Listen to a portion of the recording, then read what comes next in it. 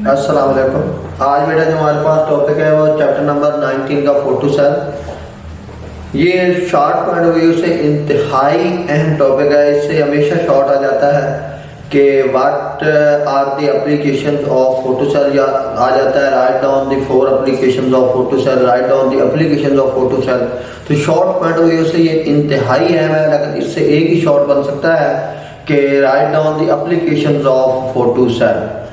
और इससे 3 ऑब्जेक्टिव उठ सकती हैं, 3 ऑब्जेक्टिव पेपर में आ सकती हैं। पहली ऑब्जेक्टिव तो ये आ सकती है कि what is the working principle of photo cell. ये हम डिस्कस करेंगे कि वर्किंग प्रिंसिपल फोटो सेल का क्या है।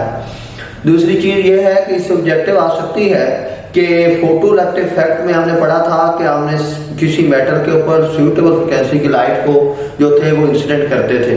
तो इसमें हम यही देखेंगे कि वो कौन सी जो हमारे पास मेटल्स हैं जो इंफ्रारेड लाइट और कौन सी मेटल्स हैं जो विजिबल लाइट के लिए एप्लीकेबल हैं। तो वो ऑब्जेक्टिव 3 ऑब्जेक्टिव और एक शॉट इससे आ सकता है। तो इनको मद्देनजर रखते हुए आपने ये टॉपिक समझना है ताकि आपके इन 3 ऑब्जेक्टिव का सवाल आपको मिल जाए मेरे लेक्चर के दौरान, और एक शॉर्ट का जवाब अगर आपको मिल जाता है तो आपको ये लेक्चर समझ आ सकता है।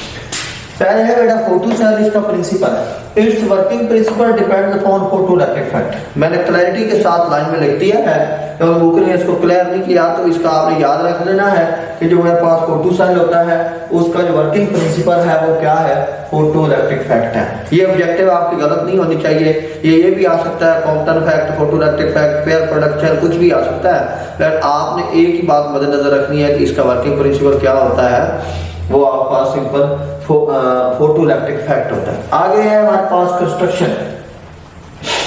कंस्ट्रक्शन में ये है कि ये या तो बना होता है इसका कैथोड और एनोड सोडियम और पोटेशियम का, या बना होता है सीजियम कोटेड ऑक्सीडाइज्ड सिल्वर का। अब इसमें ये है कि जो चीज आपने ध्यान में रखनी है, अगर आप विजिबल लाइट इस्तेमाल करना चाहते हैं तो विजिबल लाइट के लिए कौन सी मेटल का कैथोड और एनोड होना चाहिए, सोडियम और पोटेशियम का। किसका होना चाहिए, सोडियम और पोटेशियम का। तो अगर आपको पेपर में आता है कि for visible light the photo cell cathode और एनोड इज मेड ऑफ, तो आपको सोडियम और पोटेशियम पे टिक करना होगा।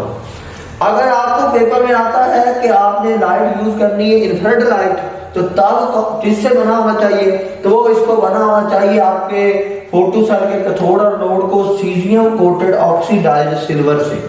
तो ये ऑब्जेक्टिव आप ज़हन कर लें कि अगर आपने लाइट यूज करनी है विजिबल, तो जब आपने विजिबल लाइट इस्तेमाल करनी है तो तब आपके लिए क्या जरूरी है कि आप पोटेशियम और सोडियम का कैथोड इस्तेमाल करेंगे।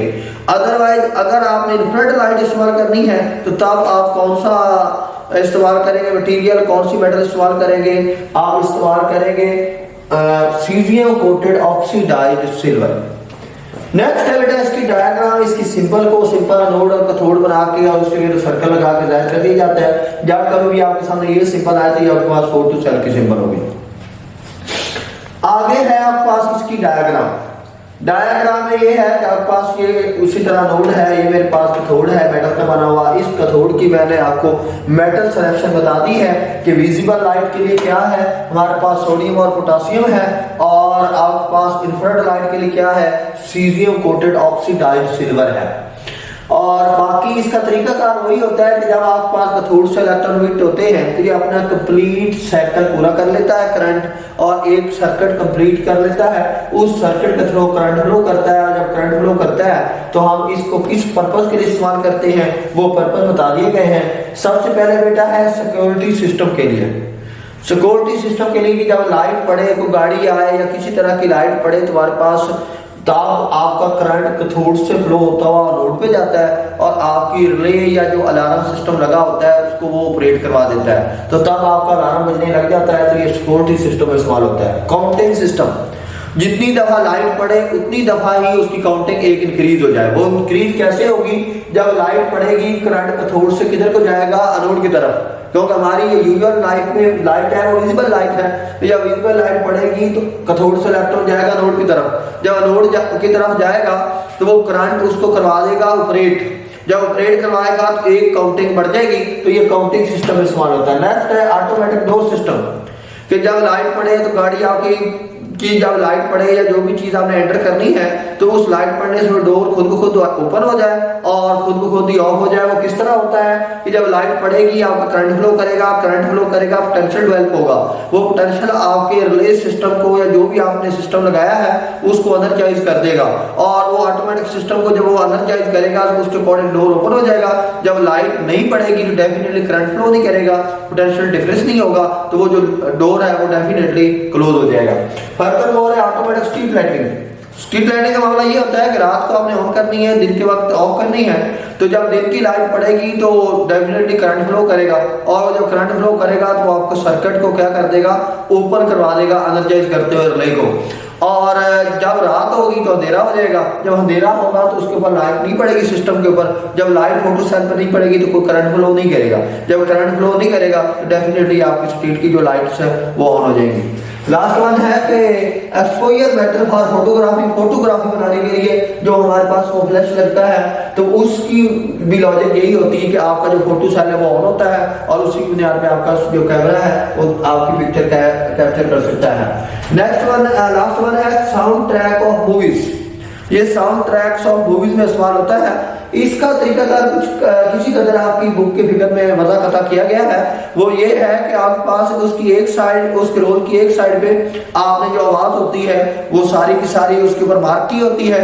जब लाइट पड़ती है तो वो जो मार्क की रोल की एक साइड है वो फिल्टर का काम करती है।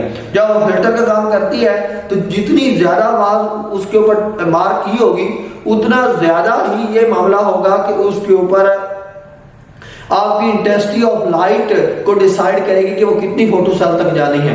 जहां आवाज ज्यादा है वहां इंटेंसिटी ऑफ लाइट ज्यादा जाएगी तो डेफिनेटली आपका जो आगे उसकी वजह से पोटेंशियल डेवलप होगा। जब लाइट ज्यादा जाएगी तो करंट ज्यादा फ्लो करेगा। उस करंट को फोटो इलेक्ट्रिक करंट करते हैं जो लाइट के पड़ने की वजह से फ्लो करता है और उन इलेक्ट्रॉन्स को फोटो इलेक्ट्रॉन्स का नाम दिया जाता है। जब फोटो इलेक्ट्रिक करंट ज्यादा होगा उसकी वजह से पोटेंशियल ज्यादा डेवलप होगा। जब पोटेंशियल ज्यादा डेवलप होगा तो उसको एम्पलीफाई करके स्पीकर पे ज्यादा देगा। जब स्पीकर पे ज्यादा देगा तो उसी तरह उसकी आवाज जब ऊंची आवाज होगी तो बढ़ती चली जाएगी, जब नीचे आवाज होगी तो नीचे होती चली जाएगी।